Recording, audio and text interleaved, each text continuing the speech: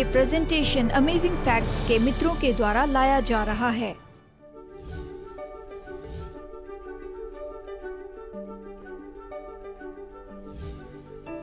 विश्वास की सामर्थ्य जो परमेश्वर ने हर एक मनुष्य के अंदर में रखी है। यीशु ने कभी नहीं कहा कि मेरे विश्वास ने तुम्हें चंगा किया है। उसने कहा तुम्हारे विश्वास ने तुम्हें चंगा किया। आज हम पहाड़ों को हटाने वाले विश्वास पर चर्चा करेंगे और मैं बताऊंगा क्यों यीशु ने ये वाक्य कहा। मरकुस 11:22 में, परमेश्वर पर विश्वास रखो, मैं तुमसे सच कहता हूं कि जो कोई इस पहाड़ से कहे तो उखड़ जा और समुद्र में जा पड़ और अपने मन में संदेह न करे, वरन प्रतीति करे कि जो कहता हूं वो हो जाएगा, तो उसके लिए वही होगा।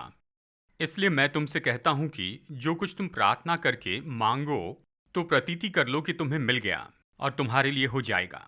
अब ये बड़ी प्रतिज्ञा है। यीशु क्या कह रहे हैं कि पहाड़ से कहे कि उखड़ जा और समुद्र में जा पड़। मीका 7:19 में आप पढ़ सकते हैं, वो फिर हम पर दया करेगा और हमारे अधर्म के कामों को लताड़ डालेगा। फिर आगे कहता है तो उनके सब पापों को गहरे समुद्र में डाल देगा। अब देखिए हमें क्या हटाना है। हमें जरूरी नहीं कि वहां से पहाड़ हटाए, लेकिन परमेश्वर पाप के पहाड़ को हटाए। कुछ लोगों में दूसरों से बड़े पहाड़ होंगे, लेकिन परमेश्वर पहाड़ों को हटाने के काम में और विश्वास के द्वारा जो मसीह में है, तो वो पहाड़ हटाया जा सकता है और समुद्र में फेंका जा सकता है। मैं याद दिलाऊं, दुनिया का सबसे गहरा समुंदर मैरियाना ट्रेंच, ये 36,000 फीट गहरा है। सबसे ऊंचा पहाड़ माउंट एवरेस्ट 29,000 फीट ऊंचा है।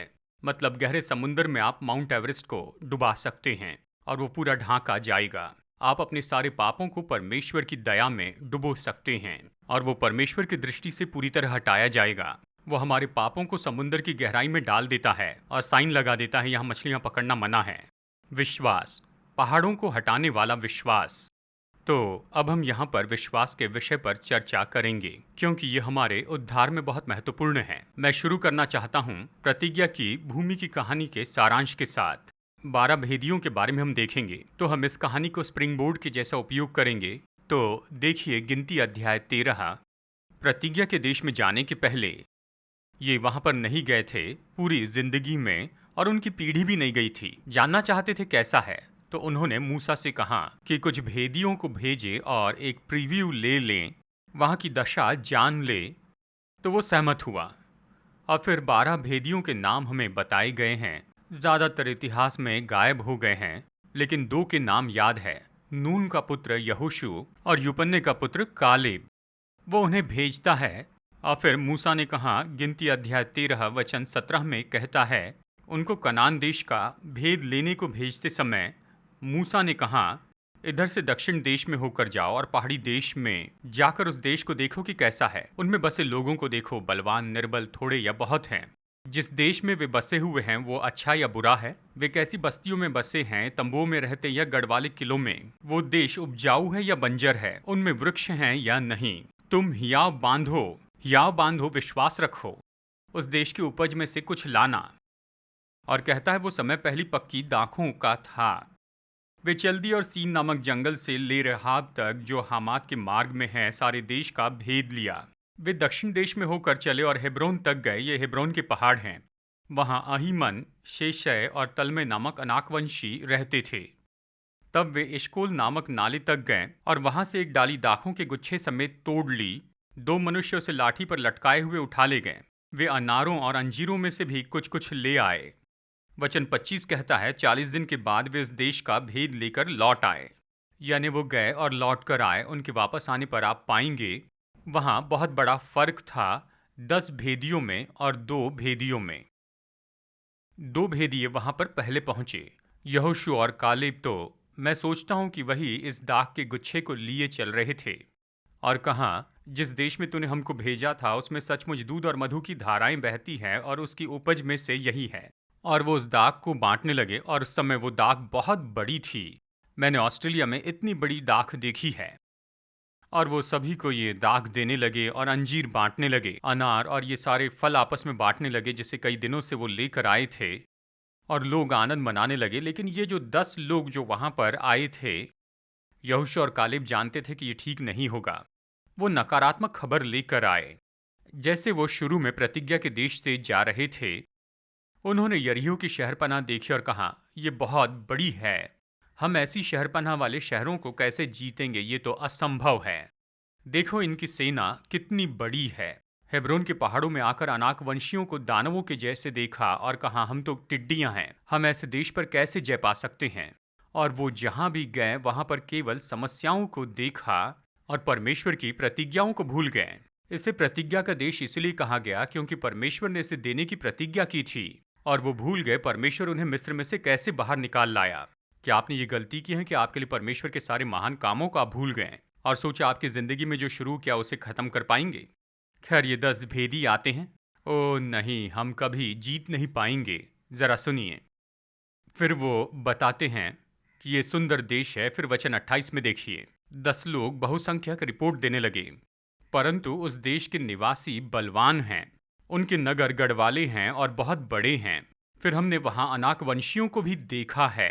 दक्षिण में अमालेकी बसे हुए हैं और पहाड़ी देश में हित्ती, यबूसी और एमोरी रहते हैं। इन पहाड़ों पर हम कैसे जय पाएंगे? और समुद्र तट के किनारे और यर्दन नदी के तट पर कनानी बसे हुए हैं। मुझे लगता है सभी लोग शोक करने लगे क्योंकि कालेब लोगों को चुप करा रहा था। यानी वो लोग तो शिकायत कर रहे होंगे तब उसने ऐसा किया। वो कहता है, हम अभी चढ़कर उस देश को अपना कर ले। यानी अभी वो लौटा था इस देश में 40 दिन भटकने के बाद, वो अभी उसे लेने के लिए तैयार था। हम अभी चढ़ के उस देश को अपना कर ले, क्योंकि निस्संदेह हम में ऐसा करने की शक्ति है। पर जो पुरुष उसके संग गए थे उन्होंने कहा, उन लोगों पर चढ़ने की शक्ति हम में नहीं है, क्योंकि वे हमसे बलवान हैं। और उन्होंने इस्राएली लोगों को वहां पर उस देश के बारे में बुरी खबर दी। तो चलिए इस कहानी का सारांश बताऊं। अगर आपको लगता है कि कौन जा पाया और कौन नहीं जा पाया, लगता है नहीं जा पाएंगे तो नहीं जाएंगे, विश्वास करेंगे कि प्रभु ले जा सकते हैं तो जाएंगे। विश्वास करने वाले के लिए सब कुछ संभव है। कालेब ने कहा, हम योग्य हैं। दूसरे समूह ने कहा, हम योग्य नहीं। दुख की बात यह थी कि वो सब चर्च के सदस्य थे।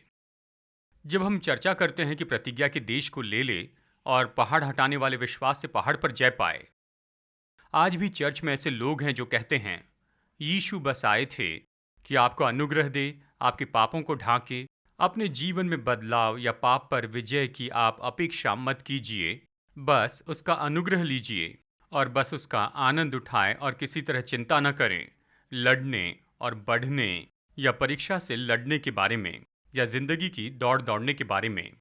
वो सोचते हैं विश्वासी होने में कोई और काम नहीं करना, ये तो विश्वास की कमी है, और ये बात बिल्कुल सही नहीं है। बाइबल बहुत ही स्पष्ट है कि विश्वास का अर्थ है कि आपको विश्वास की अच्छी कुश्ती लड़नी है।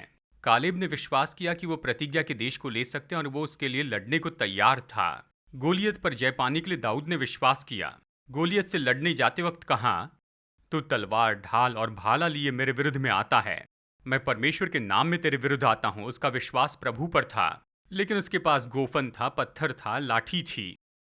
यानी मसीह जीवन तो ऐसा है, यानी परमेश्वर ने आपको जो योग्यता दी है उसका उपयोग करें, परमेश्वर पर विश्वास रखें, उस विश्वास के साथ आगे बढ़ते जाएं। लेकिन आपको अपनी सारी मानवीय योग्यता प्रभु को समर्पित करनी है। आपको अपनी इच्छा इसमें जोड़नी होगी, अपना दिल उसे समर्पित कीजिए। और इसमें परिश्रम जुड़ा है। बाइबल क्यों कहती है कि शैतान का सामना करो, परीक्षा से दूर रहो?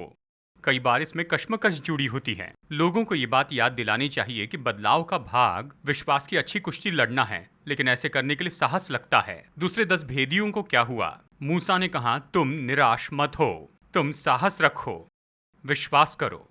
पर वो निराश हो गए। उन्होंने प्रतिज्ञा के बजाय समस्या को देखा और विश्वास खो बैठे, क्योंकि नकारात्मक पर गौर कर रहे थे। आज भी हमें यही समस्या है। हम यहाँ पर हैं, हम प्रतिज्ञा के देश की सीमा पर हैं, पर सवाल ये है, क्या परमेश्वर के लोग विश्वास करते हैं कि वो ऐसे परमेश्वर हैं जो पहाड़ों को हटा दें? तो इस सच्चाई को देखने के लिए हम कुछ पॉइंट्स को यहाँ पर देखेंगे। तो चलिए शुरू करते हैं। विश्वास के लिए सबसे पहली मांग क्या है? विश्वास क्यों महत्वपूर्ण है? विश्वास के बिना उद्धार नहीं है। अगर विश्वास संभव नहीं होता तो प्रभु ने ये कहा नहीं होता। इब्रानियों 11:6, विश्वास बिना उसे प्रसन्न करना अनहोना है, क्योंकि परमेश्वर के पास आने वाले को विश्वास करना चाहिए कि वो है और अपने खोजने वालों को प्रतिफल देता है। देखिए, विश्वास तो मसीह जीवन में सबसे ज़्यादा महत्वपूर्ण बात है।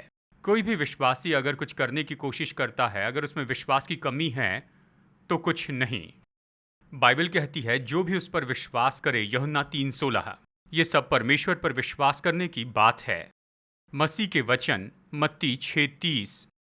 इसलिए जब परमेश्वर मैदान की घास को जो आज है और कल आग में झोंकी जाएगी ऐसे वस्त्र पहनाता है, तो हे अल्प विश्वासियों, तुमको वो इनसे बढ़कर क्यों न पहनाएगा। कई बार यीशु ने अल्प विश्वास के बारे में बड़ी बात कही। मत्ती 8:26 उसने चेलों से कहा, हे अल्प विश्वासियों, तुम क्यों डरते हो। लूका 18:8 में यीशु ने कहा, तो भी मनुष्य का पुत्र जब आएगा तो क्या वो पृथ्वी पर विश्वास पाएगा। यीशु क्या देख रहे थे? विश्वास देखना चाहते थे। कमजोर विश्वास तो अपेक्षा और मुश्किलों से कमजोर होता है, लेकिन महान विश्वास तो उनके द्वारा बल पाता है। बाइबल में अय्यूब का नाम इसलिए है क्योंकि उसने अपना विश्वास बढ़ाया था उसकी परीक्षा में आने के पहले ही। एक मनुष्य अपने बेटे को यीशु के पास लाया। प्रभु, यदि तू कुछ कर सकता है। यीशु ने कहा, यदि तू विश्वास करे। विश्वास करने वाले के लिए सब कुछ संभव है। परमेश्वर के लिए सब कुछ संभव है। ये वाक्य तो नए नियम में 4 बार पाया जाता है। स्वर्गदूत ने मरियम से कहा, और कई बार, परमेश्वर के साथ सब कुछ संभव है। सब कुछ का मतलब सच में सब कुछ है। देखिए, इफिसियों 2:8 में विश्वास के द्वारा अनुग्रह से तुम्हारा उद्धार हुआ। हबक्कुक 2:4 धर्मी अपने विश्वास के द्वारा जीवित रहेगा। गलातियों यानी मसीह यीशु पर विश्वास करने के कारण तुम परमेश्वर के पुत्र हो। रोमियो 5:1 अतः जब हम विश्वास से धर्मी ठहरे तो अपने प्रभु यीशु मसीह के द्वारा परमेश्वर के साथ मेल रखें। शायद आप मेरी बात समझ रहे हैं कि उद्धार पाने के लिए सबसे पहली ज़रूरत है कि परमेश्वर पर विश्वास रखें। हमें परमेश्वर पर विश्वास रखना है, और यह हमें अगले महत्वपूर्ण पॉइंट में ले जाता है जिसमें हम ज़्यादा समय देखेंगे, और वो है विश्वास की प्रबलता। शायद आप सोच रहे होंगे, परमेश्वर ने इसे असंभव बना दिया है। मुझे ये अलौकिक असाधारण विश्वास रखने के लिए कहा है। मैं विश्वास का व्यक्ति नहीं हूँ। मैं ये नहीं मानता। मैं विश्वास करता हूँ कि सब में विश्वास है। सवाल है कि आपका विश्वास कहाँ है। बाइबल हमें ये बताती है, रोमियो अध्याय 12 वचन 3, परमेश्वर ने हर एक को विश्वास परिमाण के अनुसार बांट दिया है। याद रखिए, उद्धार विश्वास से नहीं आता, लेकिन प्रभु में विश्वास करने से आता है। यीशु ने जब भी किसी को चंगाई दी तो यीशु ने ये नहीं कहा कि मेरे विश्वास ने तुम्हें चंगा किया है। उसने कहा, तुम्हारे विश्वास ने तुम्हें चंगा किया। आज का जिंदगी बदलने वाला फ्री रिसोर्स मंगवाना न भूलें। आप इसकी डिजिटल कॉपी अपने कंप्यूटर या मोबाइल डिवाइस पर डाउनलोड कर सकते हैं। आज के फ्री गिफ्ट की डिजिटल कॉपी पाने के लिए स्क्रीन पर दिए हुए वेब एड्रेस पर आप जाइए। अमेजिंग फैक्ट्स के साथ परमेश्वर के वचन का अध्ययन करना भी पहले से बहुत आसान हो गया है। जहां भी जब भी आप चाहे, और सबसे महत्वपूर्ण है कि दूसरों के साथ शेयर कीजिए। आपको याद है, यीशु ने 2 लोगों के बारे में बहुत विशेष कहा जो अन्य जाति थे। उन्होंने उस पर अपना विश्वास प्रकट किया। आपको याद है, एक स्त्री थी और वो यीशु से विनती करती रही कि यीशु उसकी बेटी को चंगाई दे, और मसीह यीशु उसे भेज देना चाहते थे। और यीशु ने कहा कि बच्चों की रोटी कुत्तों के सामने नहीं डाल सकते, उसका विश्वास पर खा। तो उसने कहा, कुत्ते भी चूर चार खाते हैं। उसने कहा, स्त्री, तेरा विश्वास महान है, तेरी बेटी चंगी हुई। प्रेतों को कुछ समझाने के लिए उसने ये किया था। रोमी सूबेदार ने कहा, प्रभु, आपको मेरे घर में भी आने की जरूरत नहीं। और यीशु ने मुड़कर कहा कि मैंने पूरे इस्राएल में इतना विश्वास नहीं देखा है। 2 अंधे प्रभु के पास में आते, कहते, प्रभु, तुम्हें क्या चाहिए कि हमारी आंखें खुल जाए। तो उसने कहा, तुम्हारे विश्वास के अनुसार तुम्हारे संग हो। ये तो बहुत ही बड़ा क्रम दिखता है। यीशु हमसे कहते हैं कि अगर हम उस पर विश्वास रखते हैं तो विश्वास करने वालों के लिए सब कुछ संभव है। मैं नहीं कह रहा कि लॉटरी टिकट खरीद कर विश्वास कीजिए कि आपका नंबर आ जाएगा। ये वो विश्वास नहीं। यहाँ मुख्य बात है जो यीशु मसीह चाहते हैं कि हम सीख जाएं विश्वास की सामर्थ्य के बारे में, कि हम उस पर विश्वास रखें तो हम पहाड़ों को हटा सकते हैं, कि हम अपने पापों पर विजय पा सकते हैं, हम बदल सकते हैं, यीशु मसीह जैसे हो सकते हैं। उद्धार की योजना का उद्देश्य है, स्वर्गदूत ने कहा, तो उसका नाम यीशु रखना, क्योंकि वो अपने लोगों को बचाएगा। किससे? उनके पापों से। परमेश्वर चाहते हम विश्वास रखें कि हम उद्धार पाएं और वो हमें बदल सकें। बाइबल में अक्सर युद्ध में हम देखते हैं, प्रभु पर भरोसा रखकर युद्ध में गए तो वो जयवंत हुए। पुराना नियम युद्ध से भरा है। लोग पूछते हैं, पास्टर डग, पुराना नियम युद्ध से क्यों भरा है? वो सारे युद्ध शैतान के साथ हमारे युद्ध को दर्शाते हैं। कोई फर्क नहीं पड़ा चाहे शत्रु की 20,000 की सेना हो और इनकी 10,000 की। जब वो युद्ध में गए, शिमशोन जबड़े की हड्डी से उसने 1000 लोगों को मार दिया। जब आप प्रभु के साथ मिलकर युद्ध में जाते हैं तो किसी ने कहा आप परमेश्वर के साथ बहुसंख्यक होते हैं। जब योनातान और उसका हथियार लेकर चलने वाला परिश्ती के विरुद्ध गए, उसने कहा प्रभु के लिए फर्क नहीं पड़ता चाहे थोड़े हो या ज्यादा हो। वो विश्वास से गए और उन्होंने विजय पाई इतनी बड़ी सेना पर केवल 2 लोगों ने, क्योंकि विश्वास था। यानी प्रबल विश्वास हम पूरी बाइबल में देख सकते हैं और प्रभु चाहते हैं कि हम इसे प्रकट करें। और फिर है विश्वास का उत्पादन। तो ठीक है, चलिए कहते हैं विश्वास है, मेरे पास थोड़ा विश्वास है, मैं अपने विश्वास को कैसे बढ़ाऊं? इसका जवाब बाइबल में है। चेले यीशु के पास में आए और कहा प्रभु हमारा विश्वास बढ़ा। और यीशु ने कहा असंभव है, जन्म के साथ में तुम्हें इतना मिला, यही कोटा है। उसने ऐसे नहीं कहा, उन्होंने इसलिए कहा हमारा विश्वास बढ़ा। और यीशु ने उत्तर दिया ये इसलिए क्योंकि ये संभव है कि आपका विश्वास बढ़ाया जाए। ये कैसे होता है? अतः विश्वास सुनने से और सुनना मसीह के वचन से होता है। जैसे आप बाइबल पढ़ते जाएंगे आपका विश्वास बढ़ेगा। ये मुझे एक और महत्वपूर्ण बात की ओर लाता है कि आप अपने विश्वास के द्वारा और ज़्यादा उत्पादन कैसे कर सकते हैं। दाऊद की कहानी देखिए, दाऊद और गोलियत। जब दाऊद ने राजा शाऊल से कहा कि मैं विश्वास करता हूं कि मैं दानों को मारूंगा, तो राजा ने कहा वो जवानी के दिनों से सिपाही है और अभी तू नौजवान है, तुम्हें क्या लगता है कैसे हरा पाओगे, वो तुमसे दुगना है। दाऊद ने नहीं कहा मेरे पास अंधा विश्वास है, ये नहीं कहा। दाऊद ने कहा मेरे पास सबूत हैं मेरे भरोसे के। जब मैं अपने पिता की भेड़ों की देखभाल कर रहा था तो एक भालू आया और प्रभु ने अपनी आत्मा का बल मुझे दिया कि भालू को मार दूं। और फिर बाद में एक सिंह आया कि भेड़ को ले जाए। परमेश्वर ने उस सिंह को मेरे हाथ में कर दिया। परमेश्वर का विश्वास मुझ में काम कर रहा था। मैंने भालू को मारा, सिंह को मारा, वो तो दानव से छोटे थे। मेरे पास सबूत है और परमेश्वर ने सिंह और भालू के साथ में जो किया उसके आधार पर मैं विश्वास करता हूं कि दानव को मारूंगा। जब परमेश्वर इस्राएलियों को प्रतिज्ञा के देश के सीमाओं के पास ले आए, क्या परमेश्वर ने उन्हें विश्वास करने के लिए सबूत नहीं दिए? उन सारी मरियों को देखिए जो परमेश्वर ने मिस्रियों पर लाए। कैसे परमेश्वर ने चट्टान से पानी और स्वर्ग से रोटी दी और अमालिकियों पर विजय दी। उसने उन्हें विश्वास के लिए सबूत दिए थे और इसलिए उनके पास कोई बहाना नहीं रहा। जब उसने उन पीढ़ी से कहा प्रतिज्ञा के देश में नहीं जा सकते हो क्योंकि विश्वास नहीं करते। और दोस्तों, ये तो सोचने वाली बात है और इसलिए मैं इसमें जल्दबाजी नहीं करना चाहूँगा। जिन्होंने विश्वास नहीं किया कि परमेश्वर उन्हें प्रतिज्ञा के देश में लाकर उन्हें विजय दे सकते हैं, वो प्रतिज्ञा के देश में नहीं पहुंच पाए। आपको विश्वास करना होगा आपके यीशु आपके संदेश से बहुत बड़े हैं। शैतान पर विश्वास करने के लिए कोई समस्या नहीं। हर समय शैतान को महिमा देते हैं, जानते हैं शैतान ने मुझसे ये करवाया, शैतान ने मुझसे वो करवाया, और इसे हल्के रूप में लेते हैं कि शैतान उनके जीवन में काम कर रहा है। लेकिन जब उनसे कहते हैं कि आपको नहीं लगता कि यीशु शैतान से बड़े हैं? क्या बाइबल ये नहीं कहती कि जो संसार में है उससे भी महान परमेश्वर आप में रहता है? और इसलिए यीशु मसीह के द्वारा हम इन सारी परिस्थितियों पर विजय पा सकते हैं और जयवंत हो सकते हैं। तो आप और विश्वास पा सकते हैं। मत्ती 17:20 में देखिए, मैं तुमसे सच कहता हूँ यदि तुम्हारा विश्वास राई के दाने के बराबर भी हो तो इस पहाड़ से कह सकोगे यहाँ से सरक कर वहाँ चला जा, और वो चला जाएगा, और कोई बात तुम्हारे लिए असंभव न होगी। पर ये जाति बिना प्रार्थना और उपवास के नहीं निकलती। तो बाइबल पढ़ने से विश्वास आता है। भूतकाल में आपके जीवन में प्रभु ने जो किया उसे देखिए तो विश्वास बढ़ेगा, और प्रार्थना आपका विश्वास बढ़ाएगी। तो जब प्रार्थना करते हैं और प्रार्थना का उत्तर पाते हैं तो विश्वास बढ़ता है। क्या आपने किसी बात के लिए प्रार्थना की और परमेश्वर ने अद्भुत रीति से आपकी प्रार्थना का उत्तर दिया? तो प्रभु पर संदेह क्यों किया? वो सामर्थ्य, उसने पहले भी बहुत सी प्रार्थनाओं का उत्तर दिया। विश्वास अदृश्य को देखता है, जो अद्भुत पर विश्वास करता है और असंभव को प्राप्त करता है। चलिए, इस समय बताना चाहता हूँ बहुत ज़्यादा निराशावादी होने का जहर। आप पढ़ सकते हैं मत्ती अध्याय 4 वचन 3 में, परखने वाले ने यीशु से कहा यदि तू परमेश्वर का पुत्र है तो कह दे कि ये पत्थर रोटियां बन जाएं। देखिए क्या कहता है, यदि। शैतान के लिए तो सब कुछ यदि है। जब यीशु क्रूस पर लटके थे तो बाईं ओर एक चोर था। उसने कहा यदि तू परमेश्वर का पुत्र है तो खुद को और हमें बचा ले।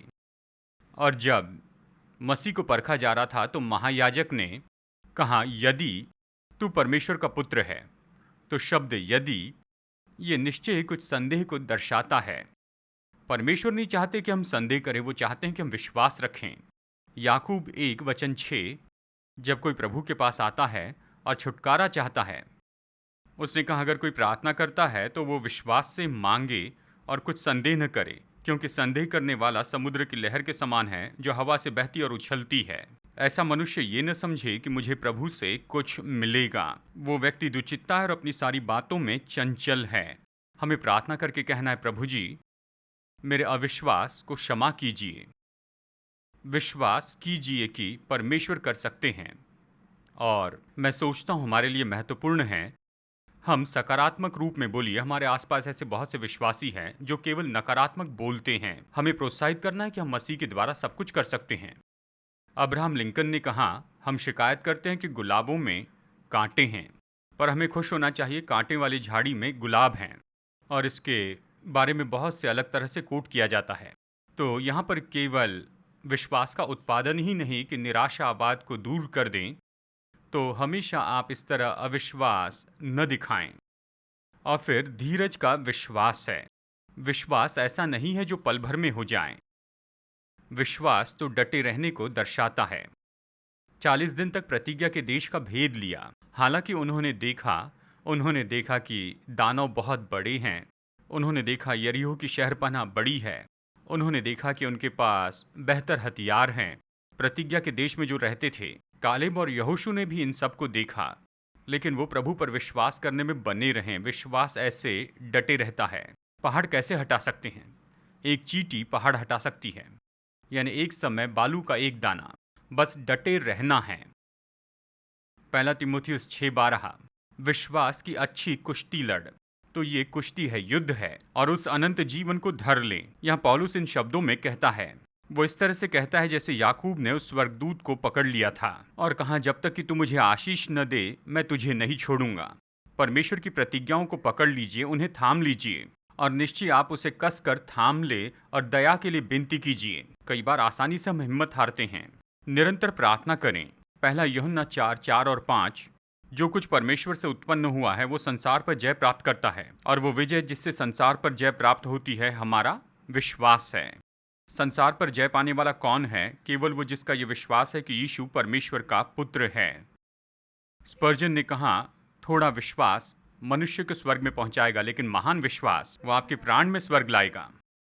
जॉर्ज मुलर, प्रभु के महान दास, ने कहा, विश्वास संभवता के क्षेत्र में काम करना नहीं है। जो संभव है उसके द्वारा परमेश्वर को महिमा नहीं मिलती है। मनुष्य की सामर्थ जहाँ खत्म होती है वहाँ विश्वास शुरू होता है। कोई कहता है, प्रभु मैं अभी कुछ भी नहीं कर सकता, तब आप परमेश्वर को अनुमति देते हैं कि वो आपके जिंदगी में काम करें। हमारी सबसे बड़ी कमजोरी हिम्मत हारने में है। सफलता के लिए निश्चित मार्ग तो हमेशा यही है कि एक और बार कोशिश कर ले। आपने ये सुना होगा, लेकिन खैर थॉमस एडिसन विश्वासी नहीं थे, लेकिन अच्छे वाक्य कहे हैं। किसी ने कहा ट्रायम्फ मतलब ट्राई और उम्फ हैं। कई बार विश्वासी उम्फ के बारे में भूलते हैं। विश्वासी होने में परिश्रम करना पड़ता है। कई बार प्रार्थना में कुश्ती लड़नी पड़ती है। और ये बड़ा कोट है बर्नार्ड एफ्लेयो के द्वारा, केवल हिम्मत छोड़ने से ही हम हार सकते हैं। मसीह के साथ और मसीह के लिए विजय तो निश्चित है। हम विजय खो सकते हैं हिम्मत हार कर, पर मृत्यु द्वारा नहीं। अगर युद्ध में मर जाए तो भी खुशी की बात है, क्योंकि मुकुट मिलेगा। लेकिन तुम पर हाय, अगर तुम युद्ध को छोड़कर भागते हो तो निश्चय ही विजय और मुकुट दोनों को छोड़ते हो। और कुछ लोग हिम्मत हार जाते हैं, बस केवल कुछ समय के लिए आराम चाहते हैं, शत्रु के सामने झुकते हैं। और फिर देखिए विश्वास की सामर्थ। जब आप विश्वास करते हैं कि सब कुछ संभव है। देखिए, मैंने आपको पूरी कहानी नहीं बताई है, आप यहोशू में देख सकते हैं। अध्याय 14 में कालेब 85 साल का हो जाता है। वो यहोशू के पास आता है बहुत से देश जीतने के बाद, और यहोशू से कहता है, तुम्हें पता है 40 साल पहले जब हम देश का भेद लेने के लिए आए थे, मैंने विश्वास किया हम जीत सकते हैं। और मैंने इन पहाड़ी भागों को देखा, यहाँ की सुंदर भूमि और उपजाऊ भूमि मैंने देखी है। और सोते, जिसे अभी यहूदा कहते हैं, हेब्रोन का प्रांत, जिन्हें अनाकवंशी पहाड़ों के नाम से जाना जाता था, वहाँ दानव रहते थे। कालेब ने कहा, अभी मैं 85 साल का हूँ, लेकिन मुझ में अभी भी उतना ही बल है कि मैं जाकर युद्ध करूँ। और फिर विख्यात वाक्य कहता है, मुझे ये पहाड़ दे दे। उसने भरोसा किया कि विश्वास से वो पहाड़ पर जय पा सकता है। यहोशू ने आशीष दी, कालेब ने यहूदियों की अगुवाई की, वो दानवों पर जयवंत हुए। और यही कारण है कि यहूदी लोग आज वहां पर यरूशलेम में हैं, क्योंकि उस बूढ़े व्यक्ति में विश्वास था कि वो पहाड़ों और दानवों पर जय पा सकता है, क्योंकि परमेश्वर के लिए सब संभव है। दोस्तों, आप जो कर सकते उसे कम न देखें, आप शैतान को कभी महिमा न दें। यीशु ने कहा वो आपको स्वतंत्र कर सकते, आपके पापों से बचा सकते हैं और उसे समुद्र की गहराई में फेंक सकते हैं। यीशु की प्रतिज्ञा पर क्या आप विश्वास करते हैं?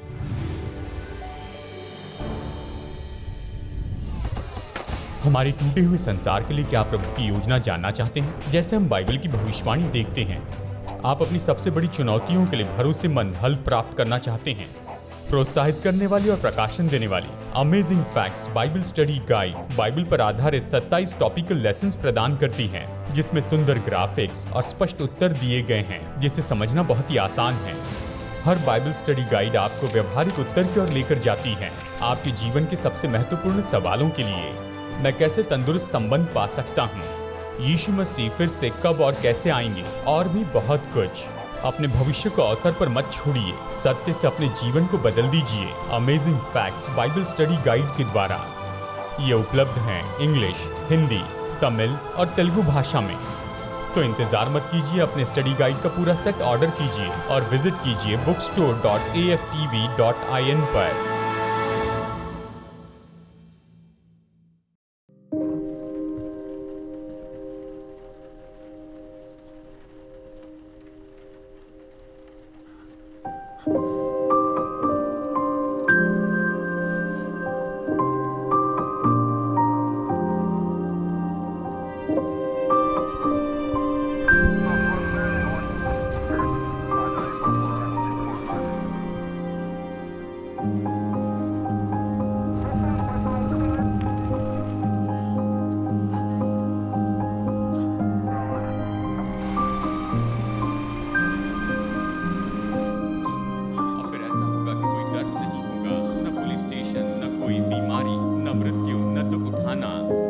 असली बात है दोस्तों, हमारे संसार का ये दुख तो परमेश्वर की योजना के अनुसार नहीं था। वो सब कुछ अपनी असली योजना में वापस लेकर आएगा। धन्य है जो मन के दीन है, वो स्वर्ग के राज्य के वारिस होंगे। क्योंकि मैं भूखा था और तुमने मुझे खाने के लिए दिया। मेरे इन छोटे से छोटे भाइयों के लिए तुमने जो कुछ भी किया है वो तुमने मेरे लिए किया है।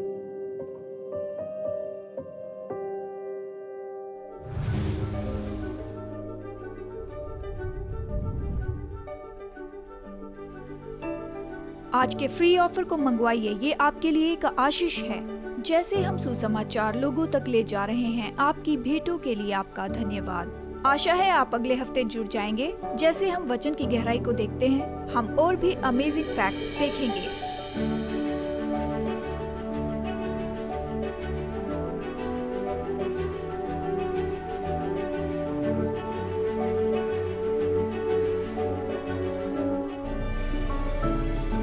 ये प्रेजेंटेशन अमेजिंग फैक्ट्स के मित्रों के द्वारा लाया गया।